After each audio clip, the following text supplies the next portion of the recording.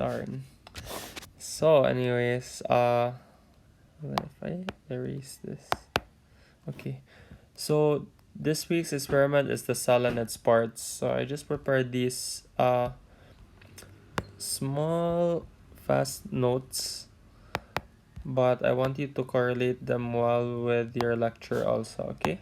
So we'll just focus on the cell membrane, the nucleolus, and in one specimen you can see your nuclear membrane, hopefully. Okay, so let's start. I already got this. So when you talk about, when dealing with histology now, you should always know the specimen. Okay, so your specimen is, for example, here now is your spinal cord.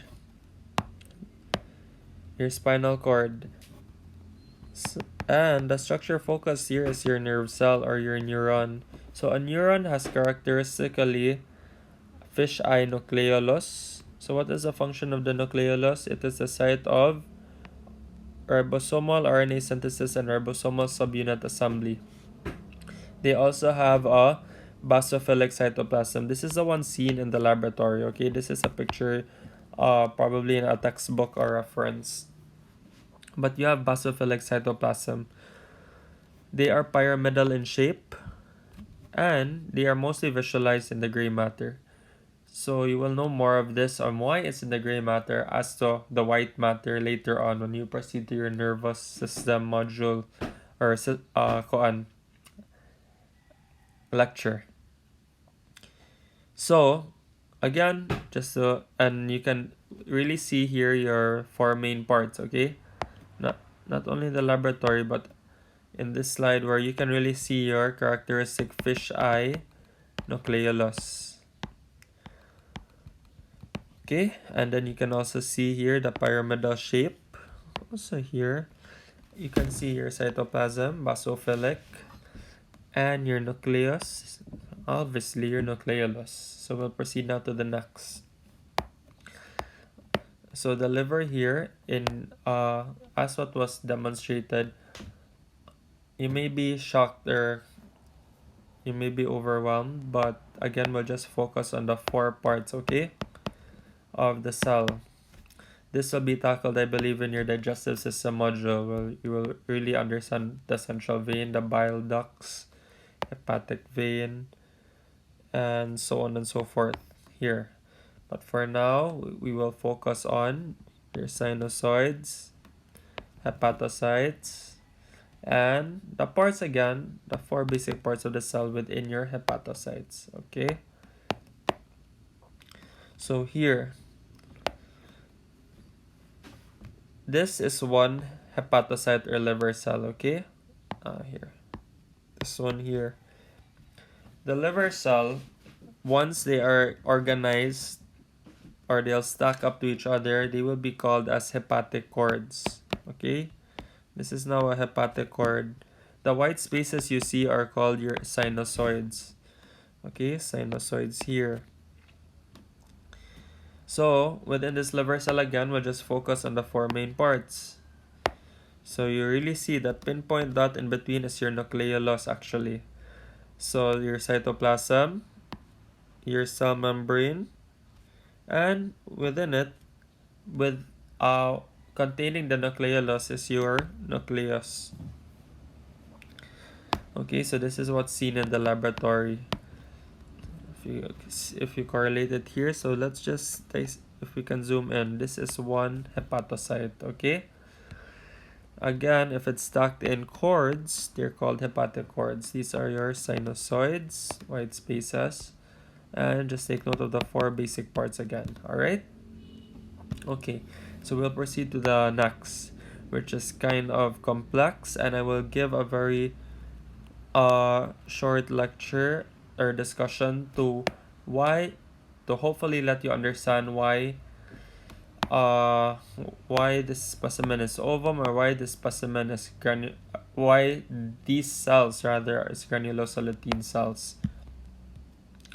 Okay, so let's just take into consideration this textbook that was shown in your orientation by Doc.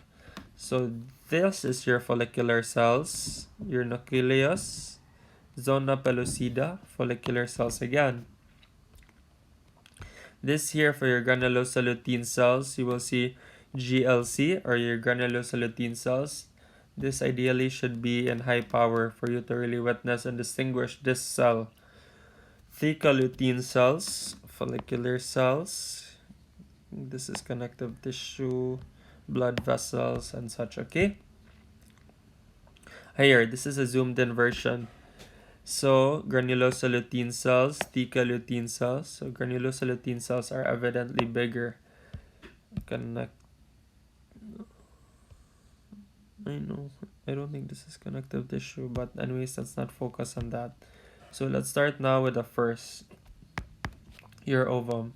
So, be just a quick discussion and correlating physiology a bit. So, I hope you remember parts of your ANAPHY or your health science. Ovum, so these are large, spherically surrounded, and this is found usually in the periphery, and it is surrounded by follicular cells. Cytoplasm is characteristically acidophilic and granular. Nucleus is vesicular, and these have prominent nucleolus. So here, just take a look first. This is your ovum again, so you will really see here the four basic parts. So this is your nucleolus, what I'm dotting at now. Outer covering here is your nucleus. You will see cytoplasm and cell membrane. Cytoplasm, what was it again? Ideally acidophilic. And this is usually found in the periphery, in the cortex area. Okay. Stroma just means functional tissue, okay? But again, we'll just focus on the four main parts always. So, why I will explain to you next with my discussion is, for example, this specimen is still ovum actually, okay?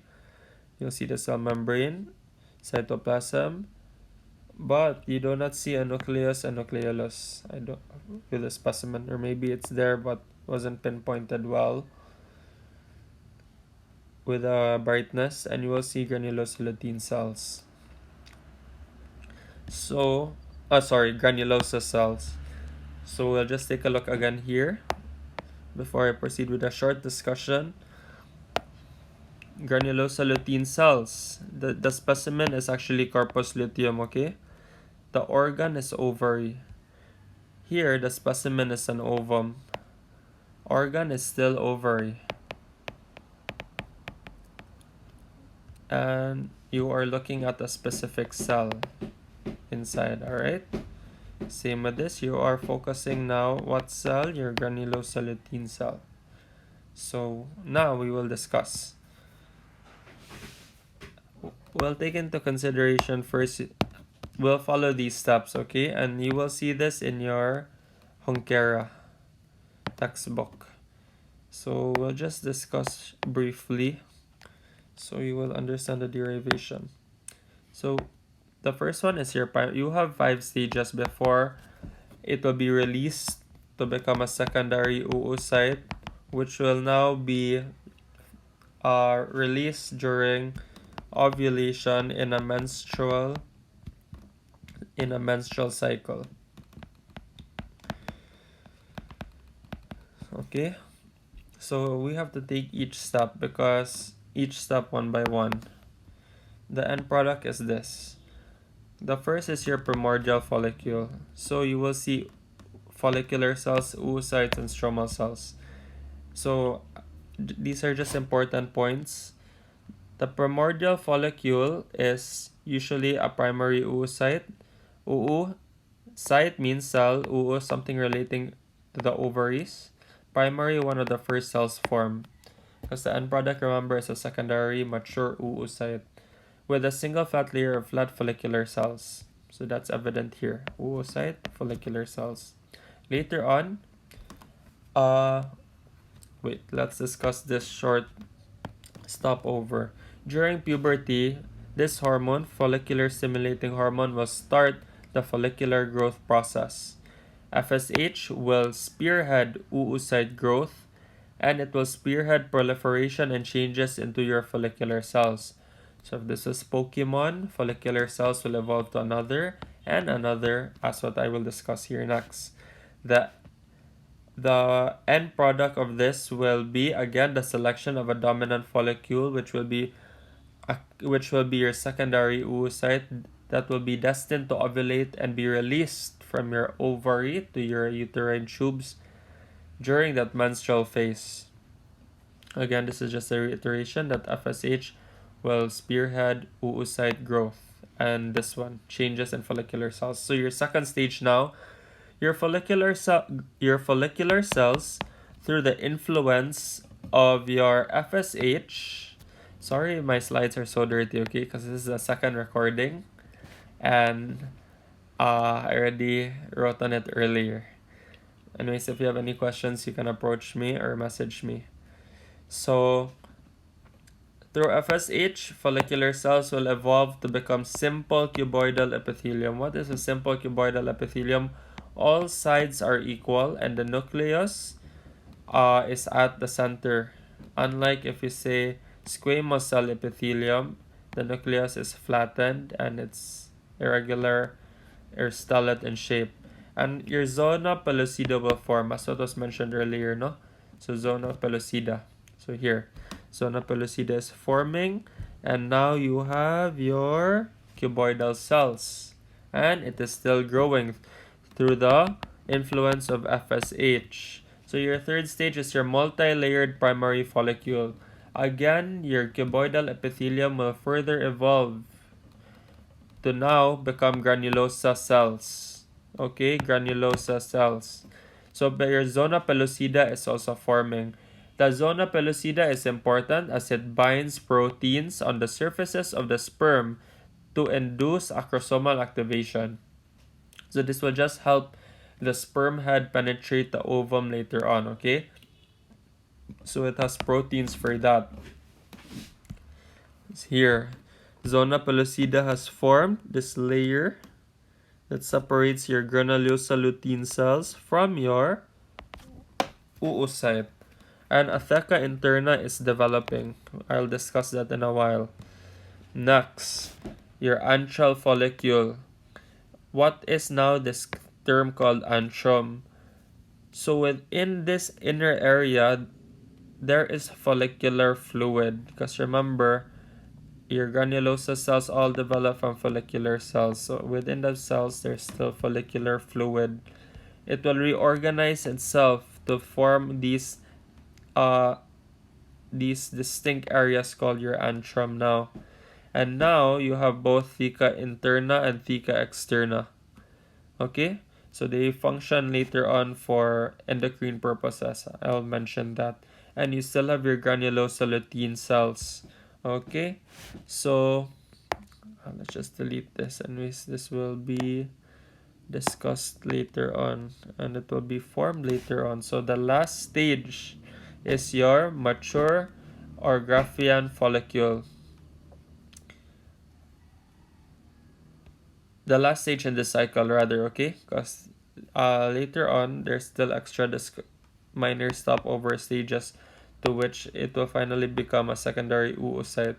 But for purposes of this, let's just stick to these.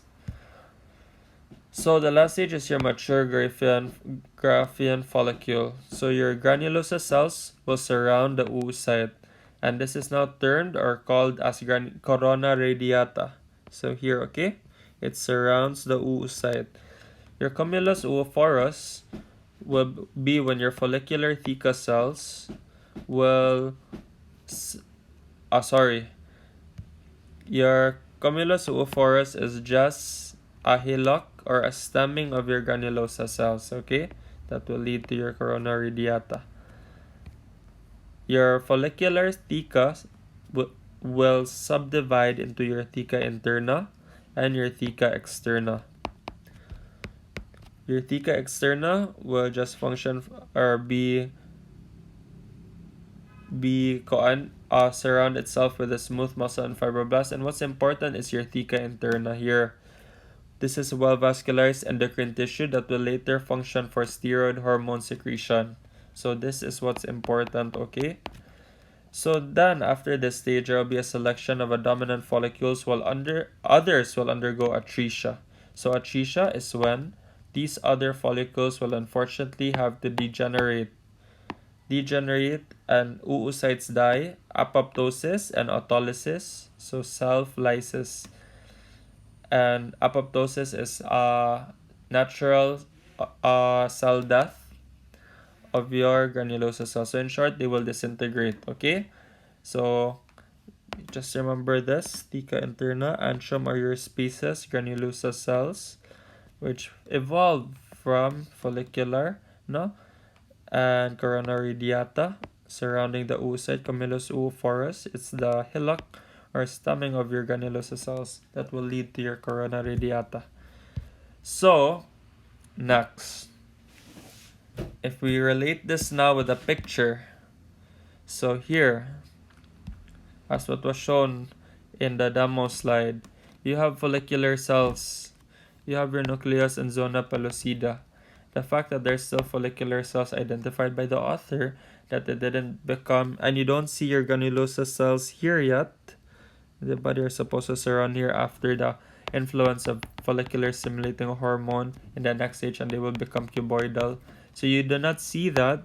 So it's unfortunately it didn't state here the label what stage, but it's good to have a good hypothesis or assumption that that stage is your primordial follicle still, okay? So if you want to be very specific, this is the primordial follicle. Why? There are still follicular cells. You do not see simple cuboidal epithelium or granulosa cells and such, okay? So you still see your nucleus, cytoplasm, and cell membrane. What is the specimen? Ovum. What is the organ? Ovary. What is the cell? Appreciated. It is your oocyte or your ovum. You see the 4 basic structures there. Okay? Similar to here. So again, you see the 4 parts.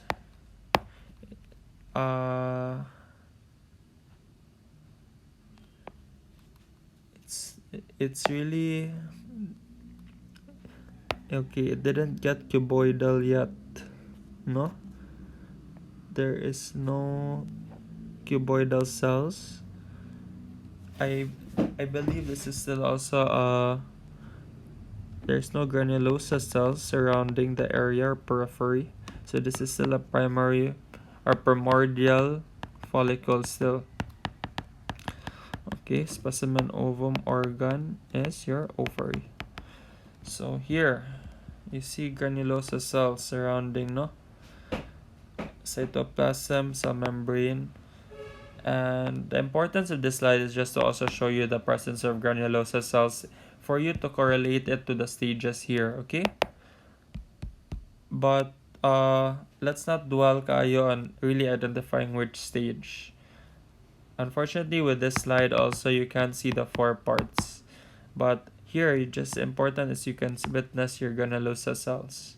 Alright? So last part.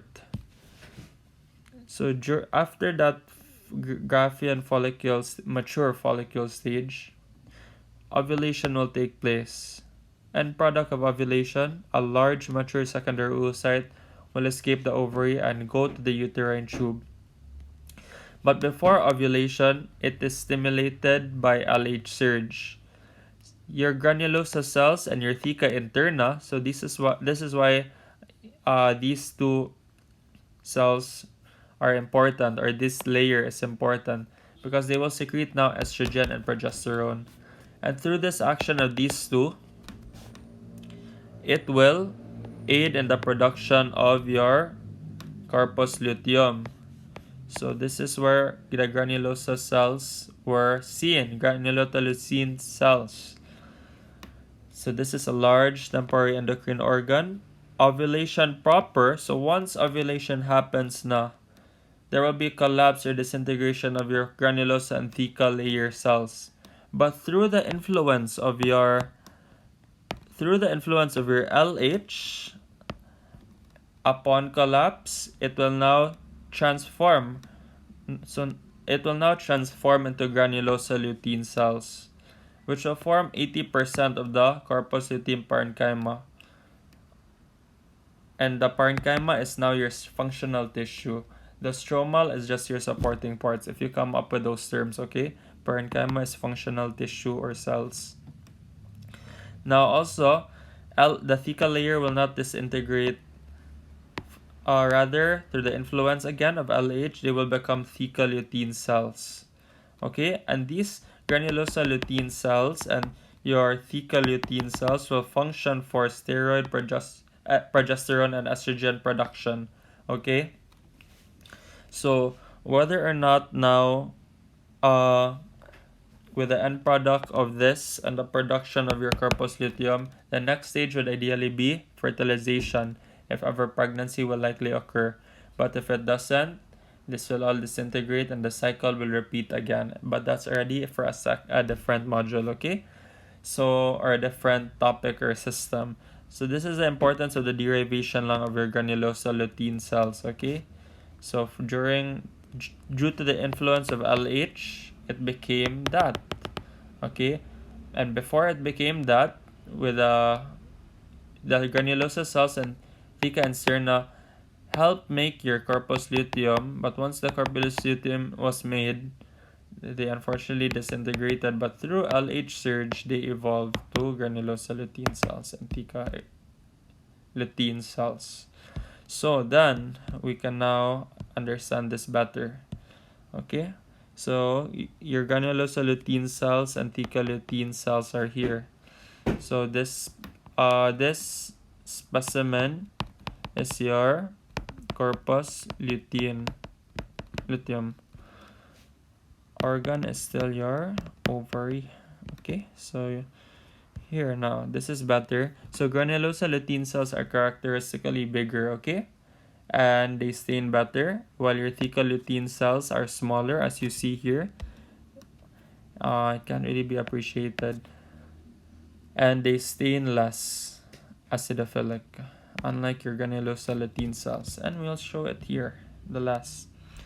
So again, ovary, corpus luteum, granulosa lutein cells, HPO view. You will see all the 4 basic parts. That's nucleolus here, cytoplasm there, cell membrane, outer covering. That's our outer covering here, and finally nucleus. All right. So that's all for the discussion this week. Thank you. Hope you learned, and again, stick to the basic, only the 4 main parts. And remember, always remember the specimen, the organ, and the cell pointed at, and the specific cell structure if characteristic. Okay, that's what you should remember when you study histology. That's all. Thank you. Have a good day.